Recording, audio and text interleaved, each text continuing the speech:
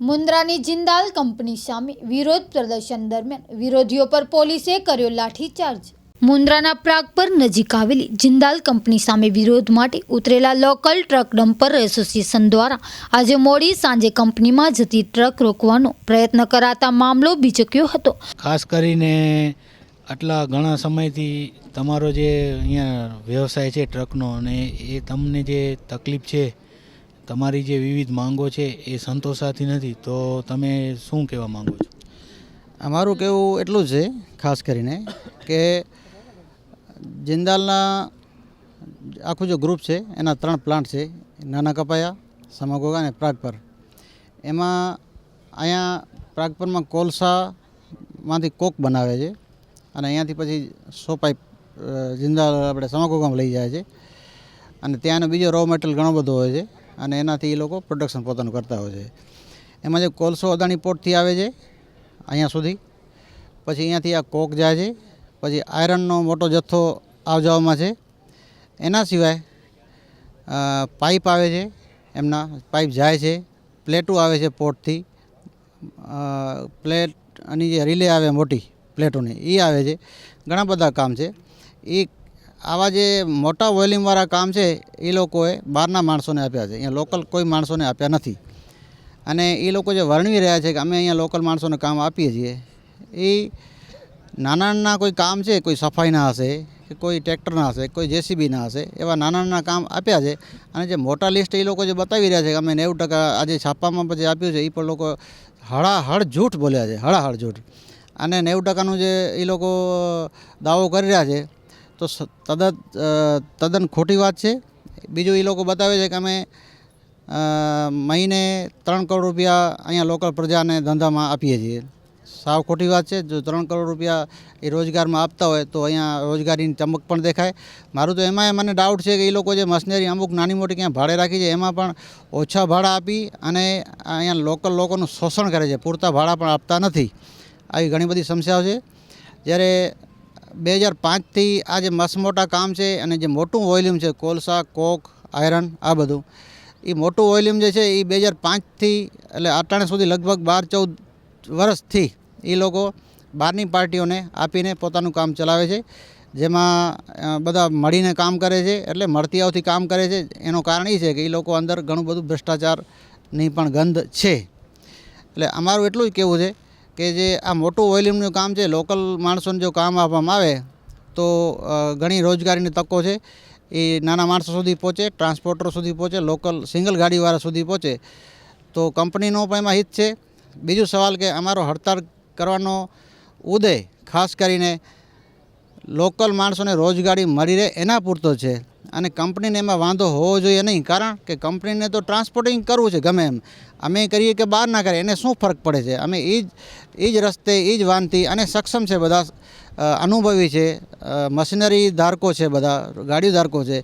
તો જો જે એનું જે કામ છે, એની કામગીરી છે, એને જે મટીરિયલ જોઈએ છે એ તો લોકલ માણસો એને બધી સપ્લાય પૂરું પાડી શકે એમ છે, તો બહારના માણસોને દેવાની એ લોકોને શું ફરજ પડે છે?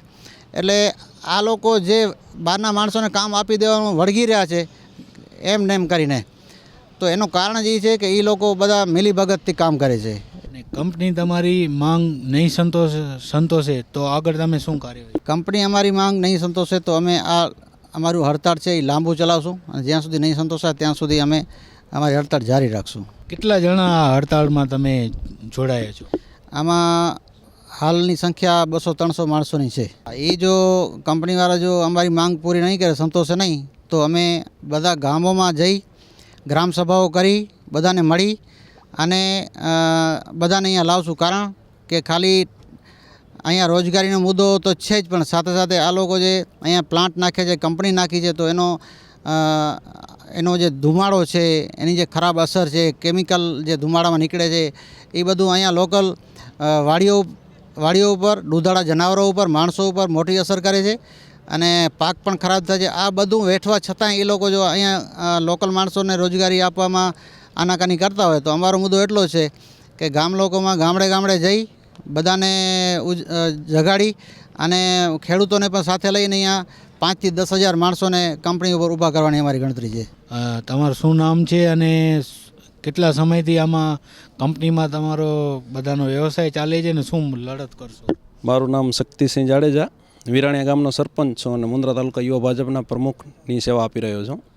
અહીંયા જે મુદ્દો છે સ્થાનિક રોજગારી અને જે સ્થાનિક લોકોને અહીંયા મળતી રોજગારીની તકો, ધંધા, એમાં જે સ્થાનિકોને જેટલું આપવું જોઈએ કંપની આપતી નથી, એના બાબતે આજે સ્થાનિક મુદ્દાઓ લઈ અને ટ્રક વેલફેર એસોસિએશન આજ રોજ અહીંયા હડતાલનું આયોજન કરેલ છે.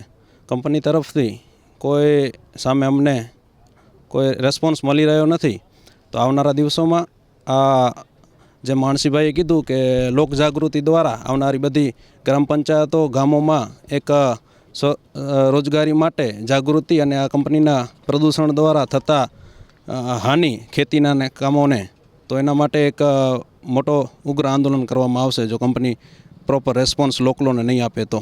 આપણે જોઈ રહ્યા છીએ કે મુન્દ્રા તાલુકામાં આટલા બધા મોટા ઉદ્યોગો આવ્યા છે, લગભગ આખો તાલુકો ભરાઈ ગયો છે. તેમાં લોકલનું સૌથી મોટું યોગદાન છે. જેમ કે ગૌચર જમીનો તો લોકલની, આજે ધુમાડો તો લોકલ માટે છે.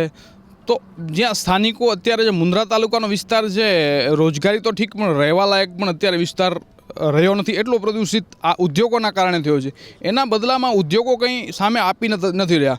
જે એમની જવાબદારી છે, અધિકાર છે લોકલનો કે ભાઈ આ જે કમસે કમ રોજગાર તો મળવો જોઈએ. દરેક કંપનીમાં તમે જુઓ છો લગભગ પોતાના બહારના કોન્ટ્રાક્ટરો, ટ્રાન્સપોર્ટેશન હોય કે કંઈ પણ હોય, બહારના કોન્ટ્રાક્ટરો લઈ અને એમને જ અહીંયા સેટ કરી દેતા હોય છે પોતાની લાગવગ અનુસાર.